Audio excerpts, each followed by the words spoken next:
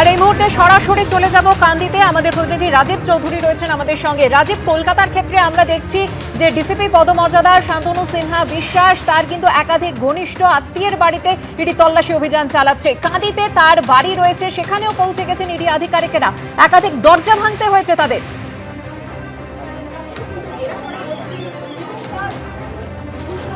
একেবারেই এই যে শান্তনু সিনহা বিশ্বাসের কান্দির যে পৈতৃক বাড়ি, সেই বাড়িতে থাকতেন তার বোন এবং যিনি কান্দি পৌরসভার ভাইস চেয়ারম্যান। এই শান্তনু সিংহ বিশ্বাসের যে বাড়ি, পৈতৃক বাড়ি, সেটা বছর দুয়েকের মধ্যে একবারে সুদৃশ্য করে একেবারে ভাঙাচোরা বাড়িকে সাজিয়ে তোলা হয়েছে।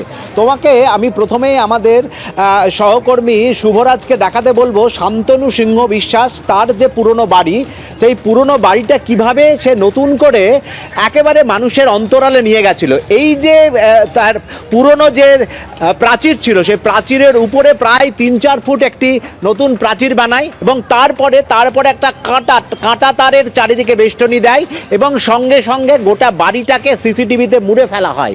এবং বাড়ির সামনে এই যে হলুদ বড় গেটটা এই মুহূর্তে তুমি দেখতে পাচ্ছ, সেই হলুদ বড় গেটটা কিন্তু শান্তনু সিংহ রায়ের বাড়িতে ছিল না।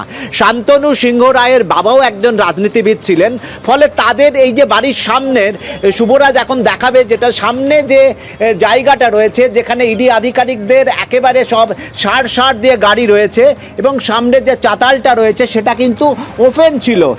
সম্প্রতি এই বাড়ি যখন রিনোভেশন করা হয় তখন বাড়িটি যেভাবে ভাঙা বাড়ি একবারে সারিয়ে তোলা হয়, সঙ্গে সঙ্গে গোটা এলাকাটা কিন্তু একেবারে ঘুরে একবারে প্রায় 10 ফুট উঁচু প্রাচীর, তারপরেও প্রায় 3 ফুট 3.5 ফুট তার কাটা দিয়ে প্রায় 13-14 ফুট একবারে মানুষের চোখের অন্তরালে করা হয়। কেন এই চোখের অন্তরালে করা হয়, এটা কিন্তু স্থানীয় মানুষের কিন্তু প্রশ্ন চিহ্ন ছিল। তার কারণ একজন এই বাড়িতে যিনি সব সময় থাকেন তিনি কান্দি পৌরসভার ভাইস চেয়ারম্যান, ফলে তার বাড়িতে মানুষজনের যাতায়াত কিন্তু সব সময় লেগেই থাকতো। কিন্তু এই যে বছর দুয়েক ধরে এই বাড়ি কিন্তু সাধারণ মানুষের একেবারে চোখের অন্তরালে শুধু করা হয়নি, এর ভিতরে কাউকে প্রবেশ দেওয়া হতো না।